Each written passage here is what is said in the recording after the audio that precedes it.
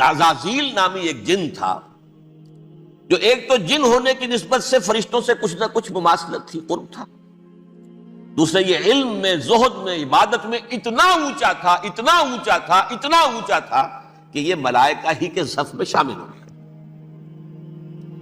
اس نے علم بغاوت بلند کر دیا جب حکم دیا گیا کہ سجدہ کرو آدم کو۔ اب یہ دیکھیے کس قدر یہ اہم مضمون ہے، اور آپ سوچ رہے ہیں یہ باتیں آج پہلی مرتبہ ہمیں اس طرح سنائی جا رہی ہیں، یہ باتیں تو علم میں آتی نہیں ہمارے۔ وجہ کیا ہے؟ آپ کو دلچسپی نہیں ان چیزوں سے۔ جدید تہذیب نے ان چیزوں کی اہمیت کو زیرو کر دیا۔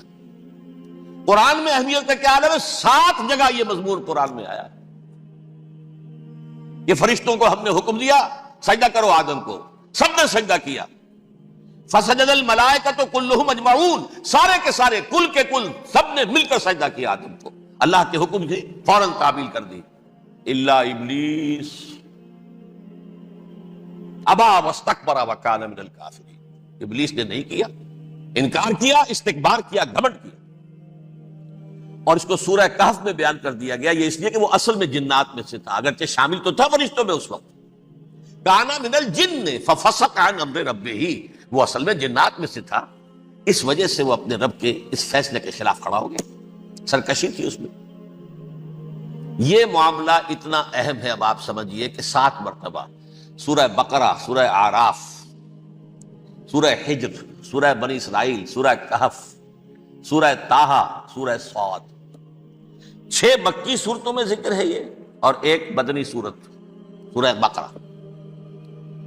ان میں سے اکثر مقامات پر پھر جب اللہ نے کہا کہ اچھا تم نے یہ سرکشی کی ہے اور ہمارے حکم کی خلاف ورزی کی ہے تو یہاں سے نکل جاؤ، دفع ہو جاؤ، تم مردود ہو، مردود، ملعون، ان علیک لعنتی الی یوم الدین، اب تجھ پر لعنت رہے گی میری قیامت کے دن۔ اس نے کہا اچھا پروردگار پھر مجھے ذرا مہلت دے دے، رب فانظرنی الی یوم یبعثون، قیامت تک میری زندگی طویل کر دے۔ فذهب فإنک من المنظرین، کہہ دیا اچھا جاؤ، تمہاری یہ درخواست بھی ہم نے قبول کی۔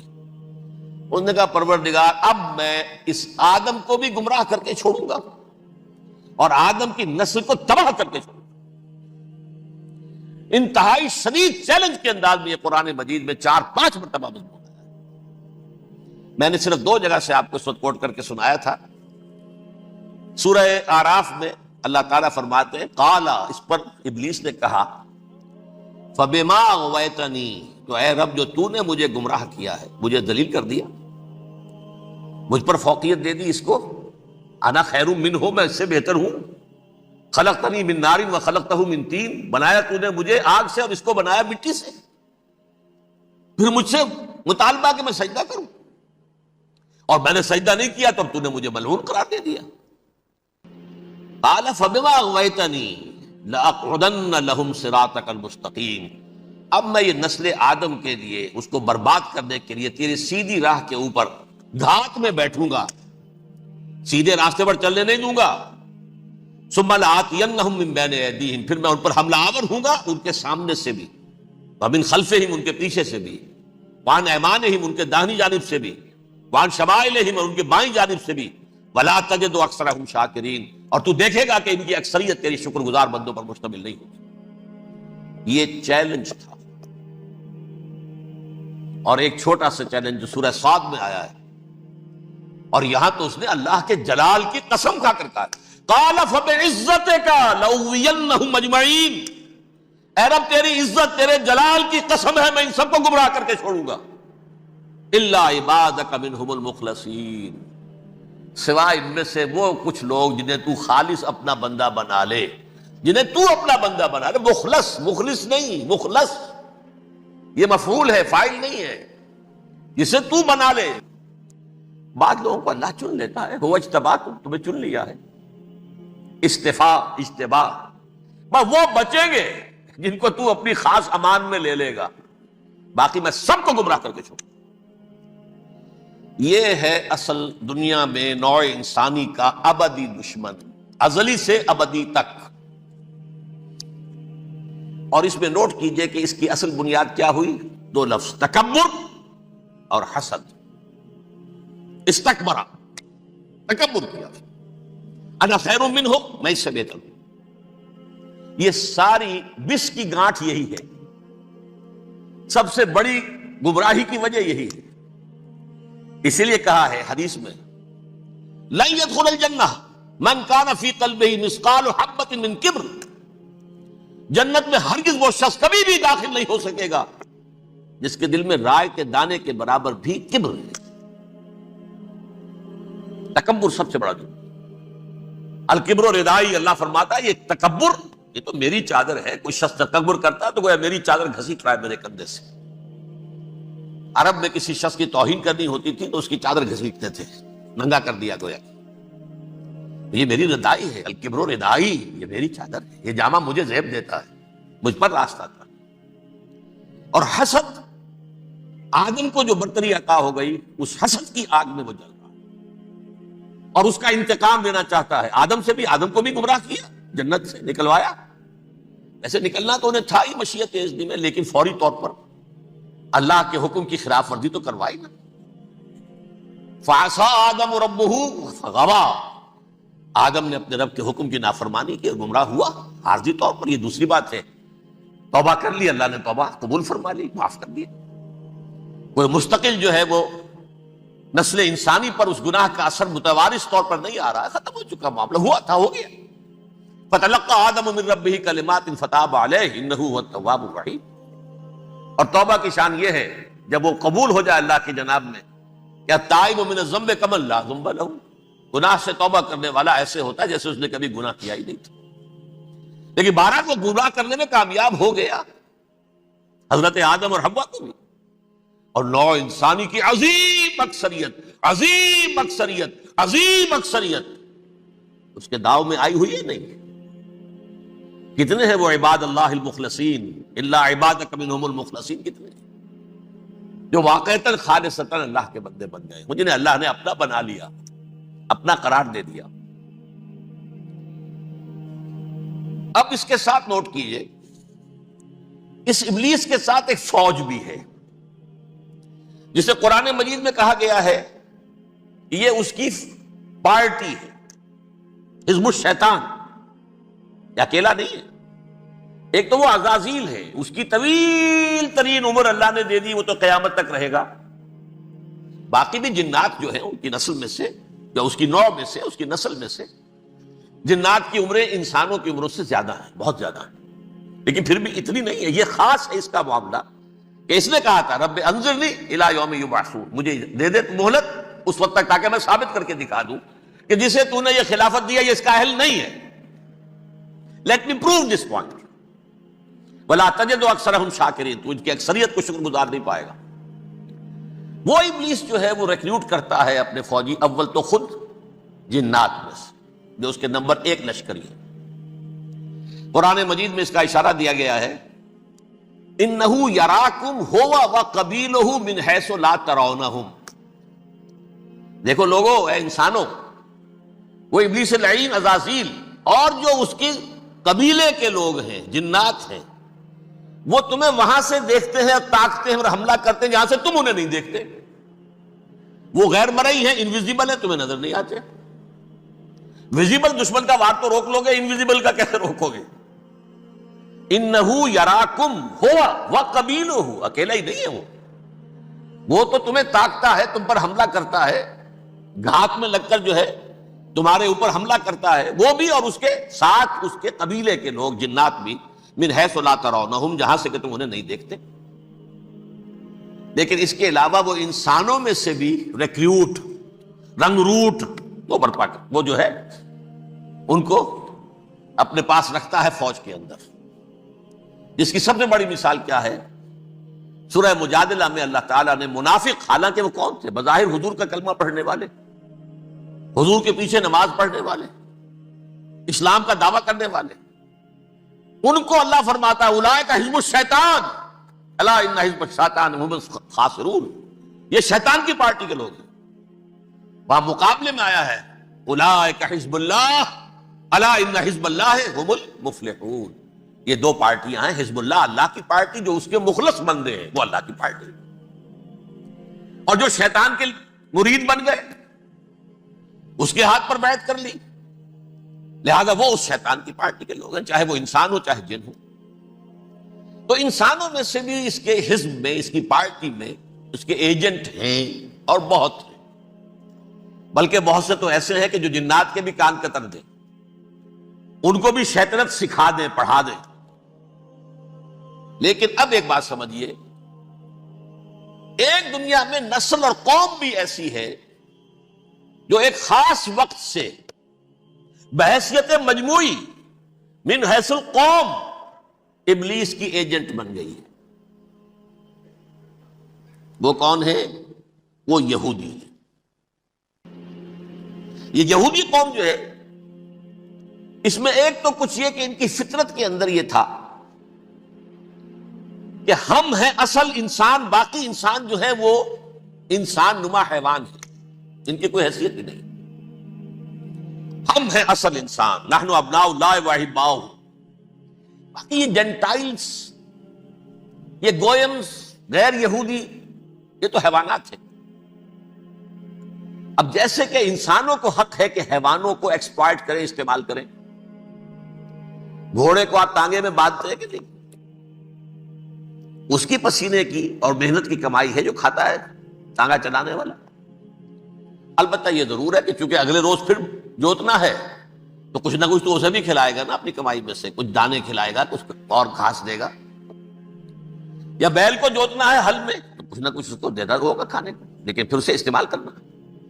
تو ان کا مستقل قول یہ ہے کہ اصل انسان ہم ہیں، باقی پوری نوع انسانی ہمارے لیے حیوانوں کے درجے میں، ہم چاہیں جس طرح انہیں استعمال کریں، ایکسپلائٹ کریں، دھوکہ دیں، جیسے چاہیں لوٹیں کھسوٹیں، سب کچھ کریں، بدہضی کریں، ان سے سود لیں، سب کریں، جو بھی ممکن طریقہ ہو، یہ ہمارے لیے ہم ڈومینیٹ کریں گے، اور یہ در حقیقت ہمارے اعلی کار ہے۔ ایک تو اس اعتبار سے یہود بقیہ پوری نوع انسانی کے دشمن بن گئے۔ قرآن مجید کی وہ آیت بھی میں نے آپ کو سنائی ہے، وَقَالُوا لَيْسَ عَلَيْنَا فِي الْأُمِّيِّينَ سَبِيلٌ۔ یہ امیین کہتے تھے نا ان کو، جو غیر یہودی ہیں، کیونکہ ان کے پاس کتاب تھی، تورات تھی، اور کتاب نہیں تھی کسی کے پاس، لہذا یہ ان پڑھ ہے، پاگل ہے، جاہل ہے، امی ہے۔ ہم ہیں صاحب کتاب، ہمارے پاس شریعت، ہمارے پاس کتاب، یہ لوگ ان پڑھ ہیں، جاہل۔ لیس علینا فی الامیین سبیل، ان امیین کو ہم لوٹیں کھسوٹیں، دھوکہ دیں، فریب سے جو کریں، چوری کریں، ڈاکہ ڈالیں، جیب کے قطرے، جس طرح بھی کریں ہمارے لیے جائز ہے، ہمارے اوپر کوئی گرفت نہیں ہوگی۔ اللہ تعالیٰ ہم سے یہ نہیں پوچھے گا تم نے جھوٹ کیوں بولا تھا اس کے ساتھ، تم نے وعدہ خلافی کیوں کی تھی اس کے ساتھ، تم نے کیوں دھوکہ دیا تھا اس کو، تم نے کیوں اس کا مال جو ہے غبن کر لیا تھا، ہڑپ کر لیا تھا، نہیں، ہم پر پوچھ نہیں ہے۔ اس اعتبار سے ایک تو یہ انسانیت کی دشمنی ان کی گھٹی میں پڑ گئی، اس غلط خیال کی وجہ سے ہم تو بخشے بخشائے ہیں، we are the chosen people of the Lord, ہمیں تو اللہ اگر جہنم میں داخل بھی کرے گا تو صرف چند دن، لن تمسنا النار الا ایاما معدودات، باقی اصل میں تو ہم تو اللہ کے پسندیدہ، نحن ابناء اللہ و احباؤہ، اس کے بیٹوں کے مانند ہیں، بڑے چہیتے ہیں، لاڈلے ہیں۔ یہ باقی دنیا، باقی انسان ہماری چراہ گاہ ہے، جیسے چاہیں چریں، جس طرح چاہے ہڑپ کر جائیں۔ یہ تو ان کا پہلے سے مستقل معاملہ تھا، لیکن اس کے بعد ان کی تاریخ میں ایک دور وہ آیا جب حضرت مسیح علیہ السلام ان میں مبعوث کیے گئے۔ یہ 1400 سالہ تاریخ کا کلائمیکس ہے یہود کی۔ جب کتاب انہیں دی گئی تھی تورات حضرت موسیٰ کے ذریعے، وہ 1400 قبل مسیح کا واقعہ ہے۔ اس وقت سے لے کر اللہ کا وہ فضل ان پر ہوا، وہ فضل ان پر ہوا کہ کوئی ایک لمحہ ایسا نہیں آیا 1400 برس میں کہ ان کے ہاں کوئی نہ کوئی نبی موجود نہ۔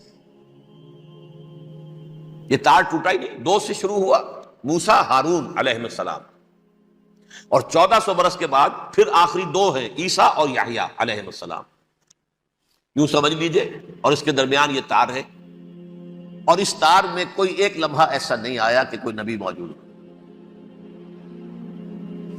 اس میں اتار چڑھاؤ بہت سے آئے ہیں، اس کا وہ میرا موضوع نہیں ہے اس وقت۔ قبل مسیح کی تاریخ جو ہے وہ میرا موضوع نہیں ہے۔ قرآن مجید میں سورہ بنی اسرائیل کے پہلے رکوع میں اس کا تذکرہ موجود ہے۔ وَقَضَيْنَا إِلَىٰ بَنِي إِسْرَائِيلَ فِي الْكِتَابِ لَتُفْسِدُنَّ فِي الْأَرْضِ مَرَّتَيْنِ وَلَتَعْلُنَّ عُلُوًّا كَبِيرًا، 2 مرتبہ ان پر عذاب کے کوڑے برسے، پہلے اشوریوں کے ذریعے سے جو شامی تھے، سیرینز اشوری کہلاتے، پھر بابلیوں کے ذریعے سے یعنی عراقیوں کے ذریعے سے، بیبیلونیا نام تھا عراق کا پہلے، ان پر بہت بڑی بڑی تباہیاں آئیں، اللہ تعالیٰ کی طرف سے عذاب آئے۔ اس کے بعد پھر دوسرے دور میں دوسرا اقتدار کا دور آیا، خربستیاں بڑھ گئیں، تو پہلے گریکس کے ذریعے سے، یونانیوں کے ذریعے سے، اور پھر رومیوں کے ذریعے سے پسوایا گیا۔ یہ دور گزر چکے تھے، ان پر دو عروج کے دور اور دو زوال کے دور۔ میری چھوٹی سی کتاب ہے تنظیم اسلامی کا تاریخی پس منظر، شاید 6-7 روپے کی ہوگی، اس کو آپ دیکھیں گے تو اس میں اس کا پورا نقشہ آپ کو مل جائے گا۔ ویسے تو یہ کہ میری جو ذرا بڑی کتاب ہے سابقہ اور موجودہ مسلمان امتوں کا ماضی، حال اور مستقبل، اس میں میں نے ان معاملات پر بڑی تفصیل سے بحث کی تھی۔ بہرحال یہ جو دور تھا ان کا 1400 سالہ، وہ اونچ نیچ سے ہوتا ہوا جب آیا ہے حضرت مسیح کی بعثت پر، تو ان کی شرارت کی انتہا یہ ہو گئی کہ اللہ تعالیٰ نے مسیح کو رسول بنا کر بھیجا، رسولاً الی بنی اسرائیل۔ حضرت موسیٰ اور حضرت عیسیٰ کے درمیان رسول کوئی نہیں ہے، سب نبی ہے۔ حضرت موسیٰ رسول تھے اور حضرت عیسیٰ رسول ہے، درمیان میں داؤد ہو، سلیمان ہو، یشعیاہ ہو، زکریا ہو، یہ سب نبی ہیں، یحییٰ نبی ہے، رسول نہیں ہے، لہذا وہ شہید کر دیے گئے۔ رسول شہید نہیں ہو سکتا، قتل نہیں ہو سکتا۔ لیکن عیسیٰ اور موسیٰ کے درمیان 1400 برس ان کے جو ہیں، اس کا کلائمیکس ہے حضرت مسیح علیہ السلام کی بعثت، اور حضرت مسیح علیہ السلام کو جسے اللہ نے اپنی روح قرار دیا، روح منہ، کلمتہ القاہا الی مریم، اللہ کا کلمہ، عظیم ترین معجزات۔ انہوں نے کیا کہا؟ یہ ولد الزنا ہے، حرام زادہ ہے، معاذ اللہ، نقل کفر نہ باشد، یہ جادوگر ہے، یہ مرتد ہے، یہ واجب القتل۔ اصل حکومت اس وقت رومیوں کی تھی حکومت، لیکن انہوں نے انہیں آٹونومی دے رکھی تھی، اپنے مذہبی معاملات تم خود طے کر سکتے۔ تو قائفاس جو اس وقت کا ان کا ہیڈ ربائی تھا سب سے بڑا، اس کی عدالت نے فیصلہ کیا مسیح کو سولی چڑھا دیا جائے۔ پائلیٹس پونٹس، اس کے پاس ان کی ازداش پہنچ گئی، یہ ہمارا مجرم ہے مذہبی، یہ مرتد ہے، یہ کافر ہے، یہ جادوگر ہے، یہ واجب القتل ہے، اسے قتل کر سولی چڑھا دو۔ خیر وہ لمبی بات ہو جائے گی، اس نے تو اپنے ہاتھ دھوئے کہ صاحب ہمارے پاس کوئی جرم نہیں ہے اس کے خلاف، تم کہتے ہو تو ٹھیک ہے سولی چڑھا دیتے۔ یہ دوسری بات ہے کہ اللہ نے حضرت مسیح کو اٹھا لیا آسمان پر، ان کی جگہ وہ شخص سولی چڑھا جس نے غداری کر کے گرفتار کروایا تھا، جوڈاس اسکریوٹ، اس کی شکل اللہ نے بدل دی حضرت مسیح کی سی، اور حضرت مسیح کو فرشتے اٹھا کے اوپر لے گئے، وہ زندہ آسمان پر اٹھا لیے گئے۔ اور یہ ساری تفاصیل نہ قرآن میں ہے نہ حدیث میں ہے، یہ انجیل میں ہے، لیکن انجیل کون سی؟ برنباس کی انجیل، gospel of the Lord according to saint Barnabas. یہ حواریین مسیح میں سے تھے، لیکن عیسائی ان کو تسلیم نہیں کرتے، ان کی بائبل کو صحیح نہیں مانتے، کینونیکل نہیں مانتے۔ 100 انجیلیں تھیں، 104 تھیں، جن میں سے 4 چنی ہیں انہوں نے، یہ متی اور جان اور مرقس مارکس، یہ ہے، تو یہ 4 انجیلیں ہیں انہوں نے تسلیم کی کہ یہ کینونیکلز ہیں، یہ تو ہیں حقیقی، باقی جو ہے 100 اس کو وہ تسلیم نہیں کرتے۔ ان میں سے ایک ہے یہ برنباس، اس میں یہ تفصیل ہے کہ اللہ تعالیٰ نے اس شخص کی، جیوڈاس کی، یہودا جیوڈاس اس کو انگریزی میں کہتے ہیں، اس کی شکل بدل دی حضرت مسیح کی سی، وہ گرفتار ہوا، وہ سولی چڑھا، وہ غدار تھا، غداری کی سزا اسے ملنی تھی، وہ مل گئی۔ حضرت مسیح کو فرشتے 4 اٹھ رہے ہیں، جس کوٹڑی میں حضرت مسیح مقیم تھے، ایک باغ کے اندر روپوش تھے، اس کی چھت پھٹی ہے، 4 فرشتے آئے ہیں، حضرت مسیح کو اٹھا کر لے گئے ہیں، چھت برابر ہو گئی ہے، اس کے بعد وہ شخص پکڑا گیا۔ بہرحال حضرت مسیح کو اللہ نے اٹھا لیا آسمان۔ لیکن وہ دن ہے کہ اس قوم کو اب مغضوب علیہم قرار دے دیا گیا۔ نوٹ کر لیجئے، اصل میں تو ہونا یہ چاہیے تھا کہ رسول کی جان کے درپے جب کوئی امت ہو جاتی تھی تو اللہ کا قاعدہ یہ تھا کہ اس امت کو نسیہ منسیہ کر دیا جائے۔ حضرت نوح کی قوم کو ختم کیا یا نہیں؟ حضرت ہود کی نگاہوں کے سامنے قوم عاد برباد کی گئی یا نہیں؟ حضرت صالح کی نگاہوں کے سامنے قوم سمود برباد ہوئی، یہ اللہ کا قاعدہ رہا۔ سدوم اور عمورہ کی بستیاں حضرت لوط علیہ السلام جہاں بھیجے گئے، مدین کا علاقہ جہاں حضرت شعیب بھیجے گئے، آل فرعون جن کی طرف موسیٰ کو بھیجا گیا، سب ہلاک کر دیے گئے۔ کیونکہ رسولوں کے بارے میں اللہ کا عذاب، نبیوں کے بارے میں یہ بات نہیں ہے۔ نبی آیا، اس نے دعوت دی، جس نے مان لیا اچھا کیا، اپنے لیے اچھا کیا، نہیں مانا اس کی اپنی جو ہے آخرت برباد ہو گئی، دنیا میں کوئی فیصلہ اس کا نہیں ہوتا۔ لیکن رسولوں کا معاملہ یہ ہوتا ہے کہ دنیا میں وہ اللہ کی عدالت بن کر آتے ہیں، مانو گے تو بچو گے، نہیں مانو گے ہلاک ہو۔ تو اس اعتبار سے وہ مستحق تو ہو چکے تھے اس کے کہ انہیں ہلاک کر دیا جائے۔ اب اللہ کی کوئی خصوصی مشیت ہے، اس میں کیا حکمت ہے، وہ ہے ایک حکمت، میں بعد میں اگر وقت ہوا تو بتاؤں گا۔ فیصلہ یہ کیا اللہ نے کہ حضرت مسیح کو تو اٹھا لیا زندہ، اور ان کی رسی ابھی مزید دراز کر دی، کہ ان کو ابھی مہلت دے دی کہ تمہیں آخری استیصال، جس کو عذاب اکبر کہتا ہے قرآن، سورہ سجدہ جو حضور ہر جمعے کی پہلی رکعت میں فجر میں پڑھتے تھے، وَلَنُذِيقَنَّهُم مِّنَ الْعَذَابِ الْأَدْنَىٰ دُونَ الْعَذَابِ الْأَكْبَرِ لَعَلَّهُمْ يَرْجِعُونَ، چھوٹے چھوٹے عذاب اور ایک بڑا عذاب، جبکہ قوم بالکل برباد، نسیم منسیہ، کأن لم یغنوا فیہا، ایسے ہو جائیں جیسے کوئی تھے ہی نہیں آبادیاں، لا یرا الا مساکنہم، اب ان کے مسکن نظر آتے ہیں، مکین نظر نہیں آتے۔ یہ عذاب اکبر جو ہے وہ ان پر نہیں آیا، حالانکہ وہ مستحق ہو گئے تھے اسی وقت۔ اس کو یوں سمجھیے کہ کسی شخص کو پھانسی کا حکم تو ہو جائے، ایگزیکیوشن نہیں ہوتا ہے، کئی سال گزر جاتے ہیں پڑے ہوئے، اور معاملات جو ہیں وہ چلتے رہتے ہیں۔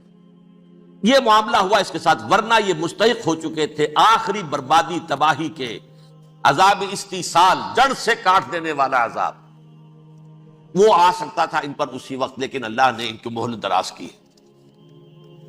لیکن اس کے بعد اللہ نے ان کو ایک اور موقع دیا، 600 برس بعد حضرت مسیح کے محمد الرسول اللہ صلی اللہ علیہ وسلم کی بعثت ہوئی، اور یہ میں سمجھتا ہوں کہ اس قوم پر اللہ کا اتنا بڑا فضل تھا، اتنا بڑا فضل تھا، اتنا بڑا فضل تھا۔ اب پھر ایک موقع دیا، عسیٰ ربکم ان یرحمکم وان عدتم عدنا، دیکھو اب بھی تمہیں ہم ایک موقع دے رہے ہیں، تمہارا رب تمہارے اوپر اب بھی فضل کرنے کو تیار ہے، رحم فرمانے کو تیار ہے۔ ان ھذا القرآن یہدی للتی ہی اقوم، اس قرآن کے سائے میں آ جاؤ، یہ شاہدرا ہے ہدایت میں آنے کا، اس میں داخل ہو جاؤ، محمد کی تصدیق کرو صلی اللہ علیہ وسلم، دامن محمدی میں آ جاؤ، اب بھی ہم تمہارے گناہ بخش دیں۔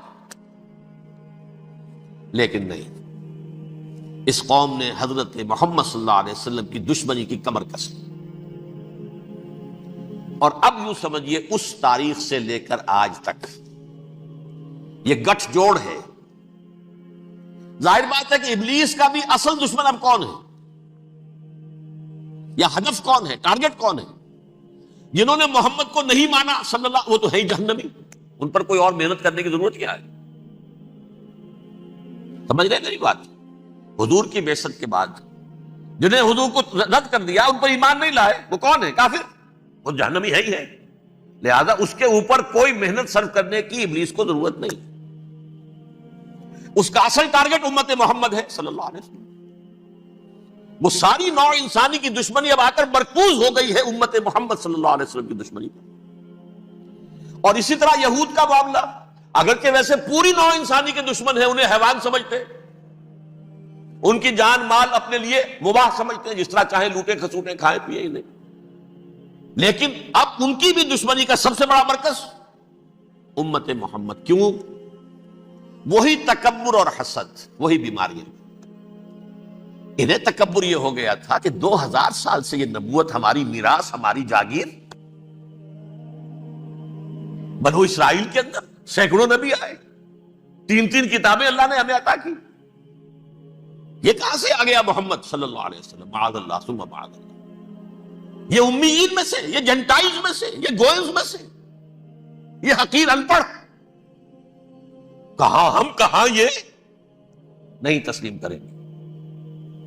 حالانکہ قرآن کہتا ہے یعرفونہ کما یعرفون ابناہم، ان کے علماء ایسے پہچانتے تھے حضور کو جیسے اپنے بیٹوں کو پہچانتے ہیں کہ یہ آخری نبی ہے، لیکن تکبر اور حسد کی آگ میں جل اٹھے۔ اب ان کے بھی دشمنی کس سے ہے؟ محمد اور امت محمد صلی اللہ علیہ وسلم۔ یہ گٹھ جوڑ ہے۔ اب دیکھیے، یہ ہے میری گفتگو کا اب تک کی گفتگو کا حاصل، یہ گٹھ جوڑ، ایک غیر مرئی دنیا، انویزیبل دنیا کا ابلیس لعین اور جنات میں سے اس کے لشکری فوج، انسانوں میں سے ویسے تو اور بھی بہت جگہ اس کے ایجنٹ ہے، مسلمانوں میں بھی ہے، لیکن بحیثیت قوم، بحیثیت مجموعی، ایک پوری قوم، ایک پوری نسل جو ہے اس کے ساتھ گٹھ جوڑ ہے. ان دونوں کی گٹھ جوڑی کے ساتھ یہ دشمن دون ہیں انسانیت کے. پہلا دشمن ابلیس لعین، عزازیل لعین، اور دوسرے دشمن یہود ملعون. اب میں آپ کو ذرا اس جو انسانوں میں سے انسان دشمنی کا جن کا سب سے بڑا رول ہے، میں ان کی 2000 سالہ تاریخ کا آپ کے سامنے نقشہ رکھنا چاہتا ہوں. ان 1400 سال کا تو میں نے صرف 4 آپ کو پوائنٹس بتائے. موسیٰ سے عیسیٰ تک 1400 برس علیہ الصلوۃ والسلام. 2 مرتبہ عروج، 2 مرتبہ زوال. اشیریوں کے ہاتھوں پٹوائی، بابلیوں کے ہاتھوں پٹانا، گریکس کے ہاتھوں مرمت، رومنس کے ہاتھوں مرمت. یہ جو 2000 سال ہیں، کیونکہ اب تو ظاہر بات ہے 21ویں صدی شروع ہو گئی، 20 صدیاں حضرت مسیح کو پوری ہو گئی. پہلی بات نوٹ کیجئے، حضرت مسیح کی پیدائش ہے سن 1 قبل مسیح. یہ نکتہ آپ نے کبھی سنا ہے یا نہیں؟ جب ملینیم کا سلسلہ شروع ہوا تھا پچھلے سال تو میں نے بیان کر دیا تھا کہ ایک عجیب حساب کے اندر انہوں نے غلطی کی ہوئی ہے. حضرت مسیح کی پیدائش ہوئی 25 دسمبر کو. سن انہوں نے شروع کر دیا، اس کے بعد جنوری آئی تو پہلا سال شروع ہو گیا. اگر جنوری سے پہلا سال شروع ہوا تو یہ 6 دن جو ہے تو اس کے پچھلے سال میں تھے. لہذا کہا جائے گا کہ Jesus Christ was born 1 year before Christ, BC. تو 1 قبل مسیح میں حضرت مسیح کی پیدائش ہوئی. یہ آخری اسرائیلی نبی اور رسول. یہودی علماء کی مخالفت، دشمنی، سولی پر چڑھوا دینا میں بیان کر چکا. سن 33 عیسوی میں جبکہ حضرت مسیح کی عمر 33 برس تھی، اللہ تعالیٰ نے انہیں زندہ آسمان پر اٹھا لیا. لیکن یہودیوں نے اپنے خیال کے مطابق انہیں سولی پر چڑھوا دیا، ان کی موت واقع ہوئی. اگرچہ اس کے بعد یہ اختلاف ہے ان میں. یہودی کہتے ہیں وہ سولی پر چڑھ گیا، ختم ہوا، مر گیا. عیسائی کہتے ہیں نہیں، انتقال ہوا ہے مسیح کا صلیب پر، لیکن پھر وہ دوبارہ زندہ ہو گئے ہیں. ان کی لاش ایک غار میں رکھ دی گئی تھی، وہاں ریزریکشن ہو گیا، ان کا باعث بعد الموت وہی ہو گیا، اور پھر انہیں اللہ نے زندہ آسمان پر اٹھا لیا. تو ہمارے اور عیسائیوں کے درمیان نوٹ کر لیجئے، یہ چیز مشترک ہے کہ حضرت مسیح آسمان پر زندہ اٹھائے گئے. فرق کیا ہے؟ وہ سمجھتے ہیں کہ سولی دیے گئے، سولی پر مرے، پھر زندہ ہوئے، پھر گئے. ہم سمجھتے ہیں کہ نہیں، وما صلبوہ وما قتلوہ، انہوں نے نہ صلیب دے سکے انہیں اور نہ انہیں قتل کر سکے، بل رفع اللہ الیہ، اللہ نے اٹھا لیا. پھر ہمارا اور یہ اس کا عیسائیوں کا ایک اور اتفاق ہے، سیکنڈ کمنگ آف جیسس، حضرت مسیح دوبارہ آئیں گے. یہ عیسائیوں کا بھی عقیدہ ہے اور ہمارا بھی. بہرحال تو جیسا کہ میں نے عرض کیا کہ اس وقت یہ عذاب استیصال، عذاب اکبر کے مستحق ہو چکے تھے، لیکن اللہ نے ان کی مدت دراز کی ہے. لیکن ان پر دنیاوی عذاب کا ایک کوڑا جو ہے اللہ تعالیٰ کی طرف سے اسی وقت برسا.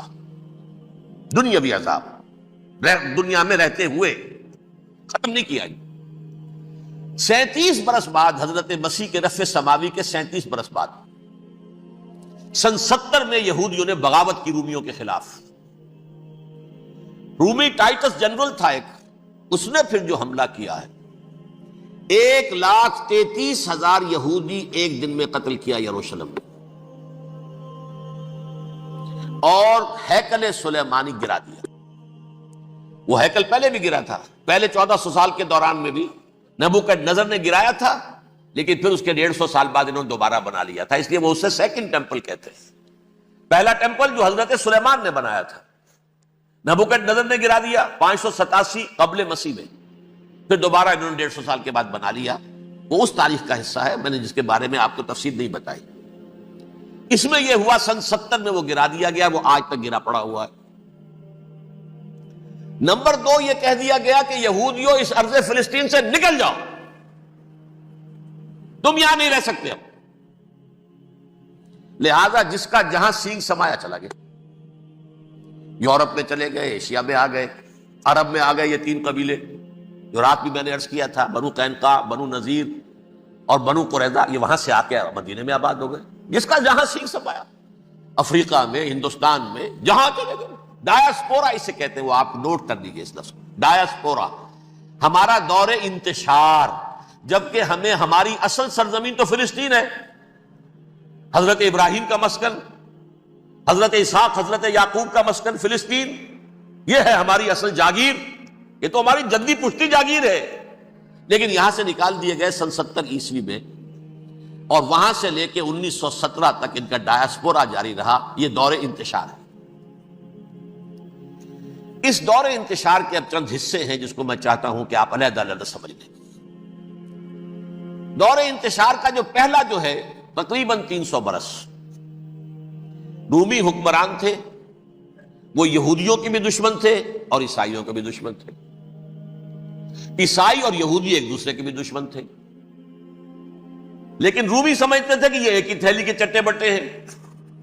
رومیوں کے نزدیک عیسائی بھی یہودیوں ہی کا ایک فرقہ تھے، کوئی علیحدہ مذہب تو تھا ہی نہیں، لہذا رومی جو ہیں رومنز، وہ ان دونوں کو ستاتے تھے، مارتے تھے، اور یہ آپس میں لڑتے تھے، یہودی عیسائیوں کو مارتے تھے، عیسائی یہودیوں کو مارتے تھے۔ یہ ہے 300 برس تک کی تاریخ۔ سن 300 عیسوی میں کیا ہوا؟ ایک معجزہ ہو گیا۔ بہت عظیم ایمپرر کانسٹینٹائن، قسطنطین اعظم، رومن ایمپررز میں سے بہت بڑا ایمپرر، وہ عیسائی ہو گئے۔ اب تو معاملہ بالکل تلپٹ ہو گیا، پوری سلطنت عیسائی ہو گئی۔ اب عیسائیوں کے عیش ہو گئے اور یہودیوں پہ مار پڑنی شروع ہوئی۔ اب عیسائیوں کا آپ خود سوچئے کہ جنہیں وہ خدا بنا بیٹھے ہیں، خدا کا بیٹا قرار دے رہے ہیں، ان کے قاتل کون؟ یہودی بدماش۔ لہذا ان کی وہ پٹائی شروع ہوئی ہے یورپ میں، پوری رومن امپائر میں، انہیں ذلیل کیا گیا، شہروں میں آمد بند، علیحدہ رہو، گھیٹوز کے اندر رہو۔ یہودی کا نام جو ہے وہ گالی بن گیا، جیسے آج بھی یہودی گالی کہتے ہیں، جیسے خنزیر کا لفظ، آخر وہ بھی اللہ کی مخلوق ہے، لیکن آپ کو معلوم ہے کوئی شخص زبان پہ نام نہیں لانا چاہتا خنزیر کا، سور کا، ہے تو مخلوق، وہ بھی ایک حیوان ہے۔ ایسے ہی یہ ہے یہودی گالی، جیوٹ گالی۔ لہذا ایک طرف تو ان دونوں کے درمیان دشمنی، جس کو قرآن کہتا ہے وَأَغْرَيْنَا بَيْنَهُمُ الْعَدَاوَةَ وَالْبَغْضَاءَ، ہم نے ان کے مابین دشمنی جو ہے پیدا کر دی، اور جب یہ پوری سلطنت عیسائی ہو گئی تو قافیہ تنگ ہو گیا یہودی